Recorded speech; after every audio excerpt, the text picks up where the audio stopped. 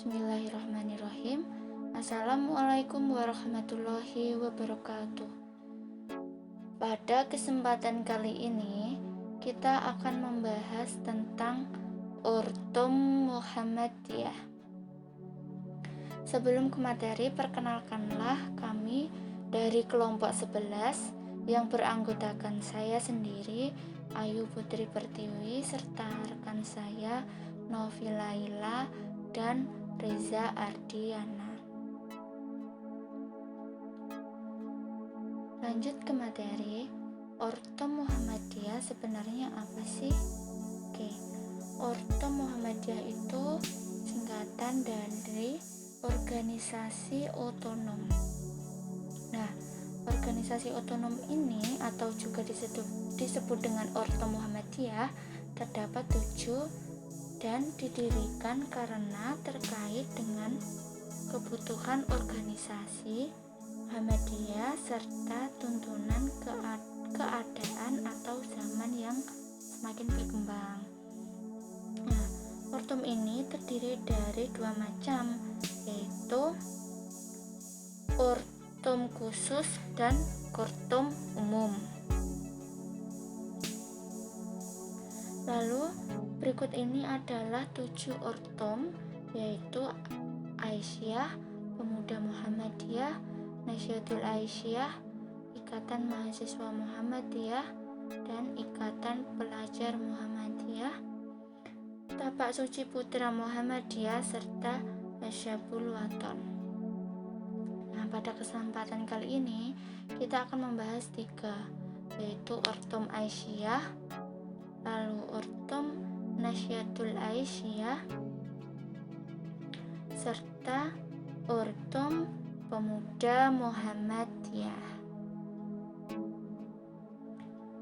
Oke, untuk yang pertama kita akan membahas tentang Urtum Aisyah. Sebenarnya Urtum Aisyah itu apa sih? Nah, Urtum Aisyah ini pertama kali didirikan pada tanggal 19 Mei 1917 yang bertepatan dengan 27 Rajab 1335 Hijriah. Nah, embrio berdirinya Aisyah ini telah dimulai sejak didirikannya perkumpulan Sapa Tresno pada tahun 1914. Lalu Sapa Tresno ini adalah para perkumpulan gadis-gadis yang terdidik di sekitar kampung Kauman, Yogyakarta. Nama Aisyah ini terinspirasi dari istri Nabi Muhammad SAW, yaitu Aisyah yang dikenal cerdas, mumpuni. Untuk itu harapannya profil Aisyah itu juga menjadi profil para anggota Aisyah ini sendiri. Nah, kenapa kok Urtum Aisyah ini dibentuk? Hal ini didasarkan karena Kiai Haji Ahmad Dahlan ini berusaha untuk membenahi pandangan yang merendahkan atau kurang menghargai kepada para perempuan dalam perkembangan masyarakat. Nah, adapun ayat yang menginspirasi berdirinya Aisyah ini pada Al-Quran surat An-Nahl ayat 97 yang berbunyi, barang siapa yang mengerjakan amal saleh baik laki-laki maupun perempuan dalam keadaan beriman, maka sesungguhnya akan kami berikan kepadanya kehidupan yang baik dan sesungguhnya akan kami berikan balasan kepada mereka dengan pahala yang lebih baik dari apa yang mereka kerjakan. Masya Allah, keren banget ya teman-teman. Lalu ada pesan dari Kiai Ahmad Dahlan kepada kepengurusan Aisyah setelah resmi terbentuk, yaitu yang pertama, dengan keikhlasan hati menunaikan tugasnya sebagai wanita Islam sesuai dengan bakat dan percakapannya, tidak menghendaki sanjung puji dan tidak mundur selangkah karena dicela. Yang kedua, penuh keinsyafan bahwa beramal itu harus berilmu. Dan yang ketiga, jangan mengadakan alasan yang tidak dianggap sah oleh Allah hanya untuk menghindari suatu tugas yang telah diserahkan. Lalu yang keempat, membulatkan tekad untuk membela kesucian agama Islam. Dan yang kelima, menjaga persaudaraan dan kesatuan kawan sekerja dan seperjuangan. Nah, itu tadi sedikit dari pembahasan dari Ortom Aisyah. Lanjut kita bahas ke Ortom Nasyatul Aisyah. Nah, Nasyatul Aisyah ini dibentuk atau didirikan pada tanggal 2 Mei 1932, yang awal mulanya gagasan untuk mendirikan NA ini sebenarnya bermula dari idenya Bapak Somodarjo, seorang guru Standard School Muhammadiyah. Dia menekankan bahwa perjuangan Muhammadiyah ini akan sangat terdorong dengan adanya peningkatan mutu ilmu pengetahuan yang diajarkan kepada para muridnya, baik dalam bidang spiritual, intelektual maupun jasmani. Maka tahun 1919 Somodarjo ini mendirikan sekolah Standard School Muhammadiyah yang diberi nama Siswa Praja atau juga disebut dengan SP, yang bertujuan untuk menanamkan rasa persatuan, memperbaiki akhlak, dan memperdalam agama.